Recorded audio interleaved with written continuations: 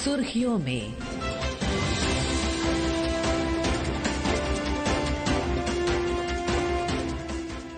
ये आकाशवाणी है। प्रस्तुत है कार्यक्रम सुर्खियों में। इसके अंतर्गत सुनिए राष्ट्रपति के अभिभाषण पर धन्यवाद प्रस्ताव के लिए राज्यसभा में प्रधानमंत्री के उत्तर पर चर्चा। इसमें भाग ले रहे हैं राजनीतिक विश्लेषक शेखर अय्यर। कार्यक्रम का संचालन कर रहे हैं पत्रकार सागर कुलकर्णी। राष्ट्रपति द्रौपदी मुर्मू ने 31 जनवरी को संसद के दोनों सदनों को संबोधित किया था। राज्यसभा में राष्ट्रपति जी के अभिभाषण पे लंबी चर्चा हुई, जिसका आज उत्तर प्रधानमंत्री नरेंद्र मोदी ने दिया है। हमारे साथ प्रधानमंत्री मोदी जी के संबोधन पे चर्चा के लिए है शेखर अय्यर, वरिष्ठ पत्रकार। शेखर जी, आकाशवाणी में आपका स्वागत है। बहुत बहुत धन्यवाद। प्रधानमंत्री मोदी आज अपने संबोधन में ज्यादातर अपनी सरकार की उपलब्धियां गिनाई है और विपक्ष का भी काफी जो आरोपों का खंडन किया है। आप इसे कैसे देखते हैं? देखिए, कुछ दिन पहले हमने लोकसभा में देखा, उत्तर देते हुए प्रधानमंत्री ने अपनी सरकार की क्या रिकॉर्ड रही है, क्या क्या उपलब्धियां ली है, क्या क्या प्रयत्न किया है, किस तरह गरीबी दूर करने के लिए बड़े बड़े कदम क्या लिए और आज भारत विकसित बनने के लिए क्या तैयारी चल रहा है। तो वहां पे हमने देखा काफी पॉइंट्स पे, जिस पॉइंट्स को नेता विपक्ष राहुल गांधी जी ने उठाया था उसको जवाब। यहाँ भी इसी तरह की बहस हुआ, जहां उन सरकार के खिलाफ कई आरोप लगाए गए थे, उसको पूरा ये करते हुए एक पॉइंट बाय पॉइंट आप कह सकते हैं उसको रिजेक्ट करते हुए प्रधानमंत्री जी ने आज राज्यसभा में सारे बातें रखी कि उनकी सरकार की 10 साल में क्या मॉडल ऑफ डेवलपमेंट रही है, ये कैसा मॉडल है, ये कैसा एक अल्टरनेट मॉडल है। तो उसमें उन्होंने तुलना की कांग्रेस कार्यकाल में, कांग्रेस के शासन में किस तरह की डेवलपमेंट रही और अब क्या है। तो प्रधानमंत्री का कहना था कि जब कांग्रेस कार्यकाल में फैमिली फर्स्ट की अप्रोच थी और उनके सरकार की अप्रोच है नेशन फर्स्ट, देश प्रथम, सबसे प्रथम देश है, देश के लक्ष्य, देश के कल्याण, देश के ये सबसे प्रायोरिटी मिलती है। और उन्होंने कहा जो उनकी सरकार की जो मूल मंत्र है, सबका साथ, सबका विश्वास, सबका प्रयास, ये जो अप्रोच है, ये अप्रोच क्या है, किसी की मतलब तुष्टिकरण नहीं है, संतुष्टिकरण, यानी हर वर्ग को किसी न किसी तरह से उनकी समस्याओं को दूर करके उनको संतुष्टि लाने की जो कोशिश प्रयत्न रही है। तो उन्होंने कहा कि भाई कांग्रेस कार्यकाल में ऐसा था कि कई चीजों को, प्रॉब्लम्स को कभी सॉल्व नहीं किया गया, चीजों को लटका के रखा गया, कभी फैसला नहीं हुआ सही समय पर, और हमेशा बात ऐसे चला कि जिसपे उस मॉडल में ज्यादा कोई फैक्ट्स नहीं था, कोई दिखावट ज्यादा था और ग्राउंड रियलिटी और कुछ थी।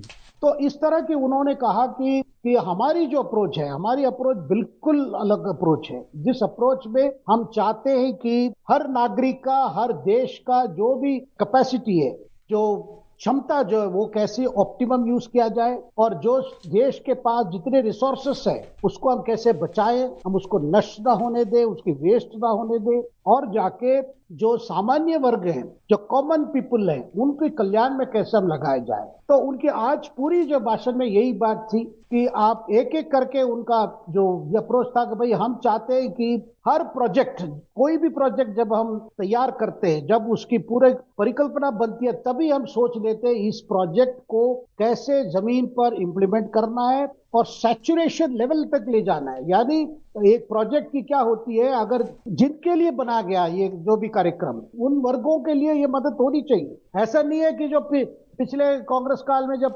प्रधानमंत्री राजीव गांधी स्वयं कहे थे कि जब 1 रुपया चल पड़ता है दिल्ली से पहुंचते पहुंचते 15 पैसा पहुंचता है। लेकिन हमारी सरकार की अप्रोच अलग है। हमारी सरकार चाहती है जो पैसे खर्च किए जाते हैं, करोड़ों में जो खर्च किए जाते हैं, उन वर्ग तक पहुंचे, पूरी 100% बेनिफिट उनको मिले। कई उदाहरण भी दिए कि कैसे हमने ये सब किया है, और खास करके जो वंचित वर्ग है, जो हमारे अनुसूचित जाति, अनुसूचित जनजाति और बाकी जो है, उनके लिए हम कैसे उनकी कल्याण के लिए उनकी डायरेक्ट बेनिफिट कैसे उनको मिले, इस पर हमारी प्रयास रही है।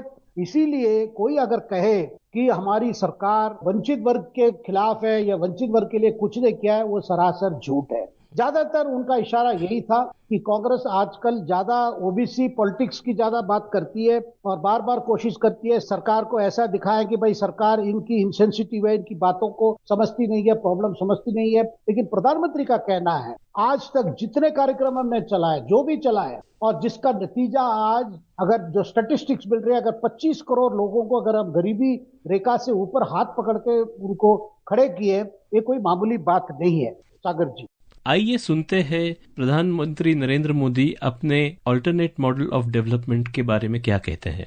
देश की जनता ने हमारे विकास के मॉडल को परखा है, समझा है और समर्थन दिया है। हमारा ये विकास का मॉडल को अगर मुझे एक शब्द में कहना है तो मैं ये कहूंगा, नेशन फर्स्ट। इसी एक उम्दा भावना और समर्पित भाव से हमने लगातार अपनी नीतियों में, अपने कार्यक्रमों में, हमारे वाणी में, वर्तन में इसी एक बात को मानदंड मान करके देश की सेवा करने का प्रयास किया है। प्रधानमंत्री जी ने ये भी कहा कि राष्ट्रपति द्रौपदी मुर्मू से भी सलाह मशवरा किया था कि ट्राइबल वेलफेयर स्कीम्स कैसे लागू किया जाए, और यही उनके सुझाव काफी कारगर हुए थे पीएम जनमन योजना के लागू करने के लिए। तो इस पे के बारे में आप थोड़ा बताएं। नहीं, प्रधानमंत्री का कहना था, देखिए जब हम वंचित वर्ग के लिए जब हम कोई काम करते हैं तो हम दो बातें मन में रखते हैं कि उनके मान और सम्मान, यानी ये हमारे सामने सबसे प्रथम है कि जो भी कार्यक्रम किया जाए उन लोगों तक पहुंचे, उनकी जो भी सेंसिटिविटी है उस हिसाब से करना चाहिए। तो उसके लिए हम जितने लोग से हम बातचीत कर सकते हैं, आइडियाज ले सकते हैं, हम लेकर ही किया है। और जिसकी वजह से देखिए, जिसकी वजह से क्या हुआ है, ये मान सम्मान की बात जो है, वो अनुसूचित जाति हो, जनजाति हो, ये इस पे बहुत ज्यादा फर्क पड़ा है। इसीलिए आरक्षण मामले में भी उनका कहना था, आरक्षण मामले में भी हमने सामाजिक को समीकरण को ध्यान रखते हुए और सोशल हार्मनी को ध्यान रखते ही हम कई कार्यक्रम किए। ये नहीं है कि जाति पर राजनीति करके आजकल जो बार बार मतलब इशारा था कांग्रेस नेतृत्व पर कि बार बार ओबीसी की कार्ड खेलने की जो कोशिश हो रही है, लेकिन हमने कतई वो बात नहीं फॉलो किया। हम चाहते हैं कि ओबीसी को पूरा जो मिलना चाहिए, लेकिन जो वंचित है, जो पीड़ित है, उनको मिलते मिलते ही सोसाइटी में हार्मनी होनी चाहिए, समरसता बनी रखनी चाहिए। और उसका उदाहरण दिया कि कैसे हमने किसी वर्ग को छोड़ा नहीं। जैसे इकोनॉमिकली बैकवर्ड क्लासेस जो है, उसके लिए जो 10% आरक्षण लाया गया था 2019 के चुनाव से पहले, जो 10% का आरक्षण जो दिया गया, जो आर्थिक दृष्टि से अतले पिछड़े हैं, ये भी एक बड़ा कदम था। ये कदम इसलिए था कि किसी वर्ग का भी हो, जिनको एससी, एसटी, ओबीसी कैटेगरी में नहीं आते लेकिन गरीबी से वो पीड़ित है, उनको मदद करने के लिए हमने किया था और उनको हमने सक्सेसफुली ये किया था। इस कदम में एससी समाज और एसटी समाज भी इसको स्वीकार किया, किसी ने उसको विरोध नहीं किया। तो हमारी जो अप्रोच, वैसे आपकी दिव्यांग का भी हमने किया, महिला सशक्तिकरण के बारे में बताया कि कैसे हमने एम्पावरमेंट किया है, महिला आरक्षण बिल भी लाए गए। तो और कहते कहते उन्होंने कहा कि ज्यादातर उनका इशारा था कांग्रेस, प्रधानमंत्री की तरफ से यही जवाब था। डॉक्टर बाबा साहब अम्बेडकर की जो सोच, उनको सम्मान देने में तो हम तो पहले से ही लगे हुए हैं, लेकिन फिर उन्होंने इतिहास की दौरा किया। भाई, प्रधानमंत्री का कहना है कि आज राजनीति ऐसा मोड़ ली है जिसकी वजह से आज कांग्रेस को जय भीम कहना पड़ रहा है, क्योंकि आजकल नया कांग्रेस का स्लोगन जय भीम है। तो इस तरह प्रधानमंत्री की भाषण में कुछ बातें जो है एक राजनीतिक जवाब भी है और अपनी सरकार की पॉलिसी कैसी रही है, क्योंकि राष्ट्रपति की जो भाषण थे वो अपनी सरकार की उपलब्धियां, आगे रास्ता क्या है, 2047 से पहले विकसित भारत बनने के लिए जो परिकल्पनाएं हैं वो कैसे हम अमल कर रहे हैं जमीन पर। हाईलाइट प्रधानमंत्री जी के भाषण का ये भी था कि उन्होंने ट्रांसजेंडर वर्ग के लिए भी योजनाएं लाई है, तो इसके बारे में आप बताएं। नहीं, उनका यही कहना था। देखिए, हमने जो खास करके जो कार्यक्रम है, देखिए पहली बात तो वो विश्वकर्मा योजना के उन्होंने जिक्र किया, जो स्किल डेवलपमेंट फाइनेंशियल इंक्लूजन वाला है, उसमें फिर ये हुआ। फिर मुद्रा योजना में बिना गारंटी की बड़े अमाउंट आप लोन ले सकते हैं, ये बैंकों को बताया गया। पहले क्या होता था, जो अति गरीब है वो क्या गारंटी दे सकता था, तो अपने पैर में खड़े होने के लिए जो बैंक तरफ से मदद जो है, तो वो मदद मिलने की भी मुश्किल था, क्योंकि बैंक हमेशा सिक्योरिटी मांगती थी, भाई गारंटी क्या रखोगे तब हम जाके आपको लोन देंगे। तो उसको हमने ये किया। और स्टैंड अप इंडिया की भी बात की। स्टैंड अप इंडिया जो स्कीम है, इसमें कई महिलाओं ने आज जो जिसकी स्टैंड अप इंडिया में जो जितनी पैसे सैंक्शन है उसमें 50% महिला एंटरप्रेन्योर्स इसमें हैं। तो प्रधानमंत्री का कहना था कि जिनको कोई केयर नहीं करता हम उनको केयर करते हैं। फिर उन्होंने वो खिलौना का उदाहरण दिया कि खिलौना इंडस्ट्री, पहले ऐसा समय था कि खिलौना बाहर से हम इंपोर्ट करते थे, बाहर से आता था, कि आज भारत ऐसी जगह पे पहुंच गई है भारत के खिलौने बाहर एक्सपोर्ट हो रहे हैं। फिर मछुआरों की बात की, मछुआरों के लिए हमने उनके लिए कैसे सेपरेट मिनिस्ट्री बनाया गया और उनका किसान क्रेडिट कार्ड जो है वो मछुआरों को भी दिया गया है कि ताकि मछुआरे भी उनके बोट खरीदना हो, नेट खरीदना हो, उनके लिए भी कोई पैसे की दिक्कत नहीं होगी। आइए सुनते हैं प्रधानमंत्री नरेंद्र मोदी महिला सशक्तिकरण के बारे में क्या कह रहे हैं। भारत की विकास यात्रा में नारी शक्ति के योगदान को कोई नकार नहीं सकता। उनको अगर अवसर मिले और वो नीति निर्धारण का हिस्सा बने तो देश की प्रगति में और गति आ सकती है। ये नया सदन का पहला निर्णय था नारी शक्ति वंदन। हमने तो मातृशक्ति की वाहवाही के लिए इस सदन का आरंभ किया था। एक वाइब्रेंट विलेजेस का एक इनिशिएटिव है जो बॉर्डर पे जो गांव है बसे हुए, तो उनकी भी एक तरह से नजरअंदाज एक तरह से किया गया था पहले, और अभी वाइब्रेंट विलेजेस के तहत उनको भी डेवलप किया जा रहा है, रोड नेटवर्क्स बनाए जा रहे हैं, तो उसके बारे में भी पीएम ने जिक्र किया।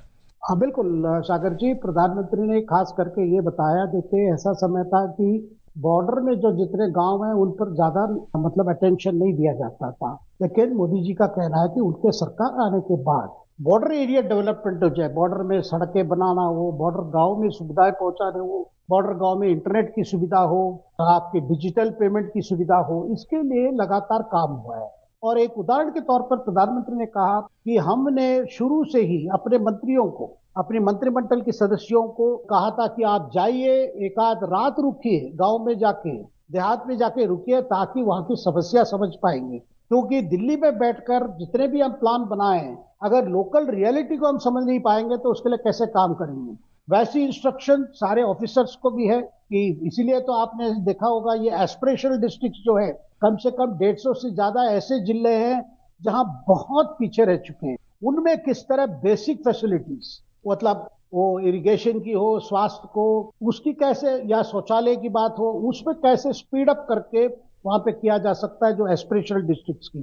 तो उनका कहना था कि हमारे लिए जो सबसे लास्ट गांव है वो हमारे लिए फर्स्ट गांव बन जाता है, और हम शुरू से ही हम चाहते हैं कि जो मार्जिनलाइज्ड है, जो एकदम साइड पेरिफेरी में, उसको हम कैसे मेन स्ट्रीम में लाएं। और ये सब करने में हमारा एक सोच है, हमारे एक विचार है, हम हमेशा मन में रखते हैं कि ये सारी चीजों जो है इसकी प्रायोरिटी से हम क्यों कर रहे हैं। जब तक इन चीजों को हम जल्दी से जल्दी एक विकास के रास्ते पे ना लाएं तो हमारी जो लड़ाई है, गरीबी से जो लड़ाई है, वो बहुत लंबा चलेगा और लोग इंतजार करने को तैयार नहीं है, वो तुरंत चाहते हैं। और हमारी सरकार, प्रधानमंत्री का कहना था कि जितनी योजनाएं हम बनाएं, कोई भी योजना ले लीजिए, उसका मूल मंत्र यही है कि सबका विकास कैसे हो, जल्दी से जल्दी कैसे हो, और सबके प्रयास के साथ।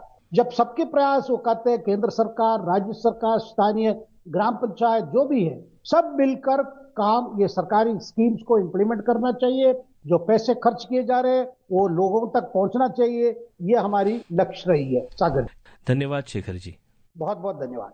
अभी आप सुन रहे थे राष्ट्रपति के अभिभाषण पर धन्यवाद प्रस्ताव के लिए राज्यसभा में प्रधानमंत्री के उत्तर पर चर्चा। इसमें भाग ले रहे थे राजनीतिक विश्लेषक शेखर अय्यर, कार्यक्रम का संचालन कर रहे थे पत्रकार सागर कुलकर्णी। ये कार्यक्रम आकाशवाणी के समाचार सेवा प्रभाग द्वारा प्रस्तुत किया गया। इसे आप हमारे mobile app news on AIR और YouTube channel news on AIR official पर भी सुन सकते हैं। इस कार्यक्रम के संबंध में अपनी प्रतिक्रिया आप हमें ईमेल या व्हाट्सएप के माध्यम से भेज सकते हैं। ईमेल का पता है airnsdtalks@gmail.com और व्हाट्सएप नंबर है 9289094044। सुर्खियों में